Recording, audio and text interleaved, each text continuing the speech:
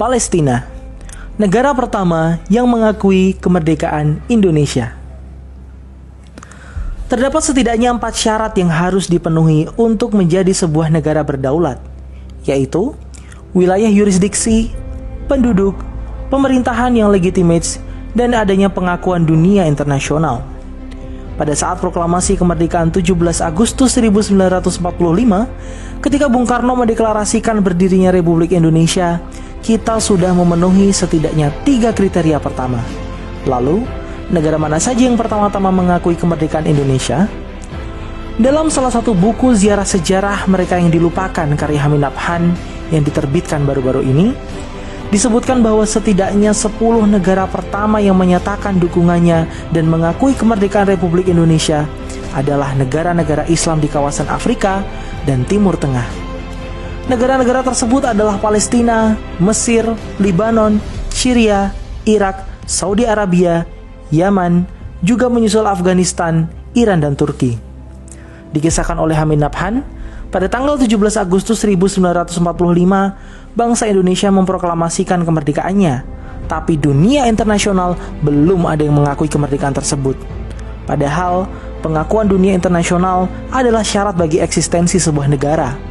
Ketika itu wilayah Indonesia sedang terjadi kekosongan kekuasaan setelah Jepang menyerah pada sekutu.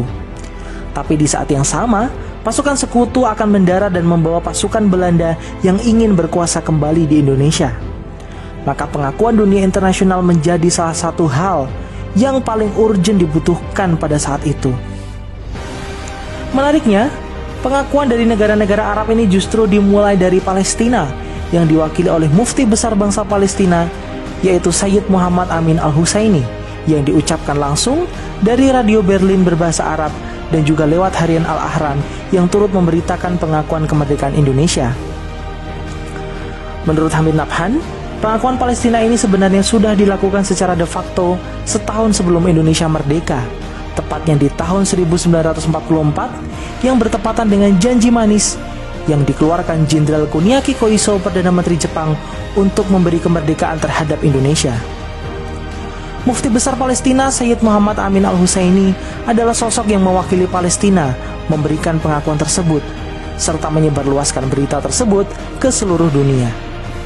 Pengakuan kemerdekaan ini kemudian diikuti oleh Mesir, yang diwakili oleh Konsul Jenderal Mesir di Mumbai, India, yaitu Muhammad Abdul Mun'im, yang datang di ibu kota Republik Indonesia, Yogyakarta.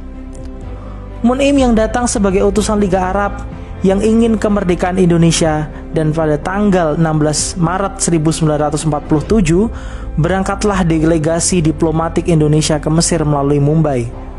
Delegasi Republik Indonesia pada saat itu adalah Haji Agus Salim sebagai ketua, Haji Muhammad Rasjidi, Nazir ST, Abdul Qadir, dan A.R. Baswedan. Dari Mesir rombongan berangkat ke Libanon, dan Libanon pun mengakui kemerdekaan Indonesia. Lalu Haji Agus Salim memerintahkan Rasjidi untuk melanjutkan misi ke Saudi Arabia, sedang A.R. Baswedan dan anggota delegasi lain diperintahkan pulang ke tanah air untuk menyerahkan dokumen dari Mesir dan Libanon.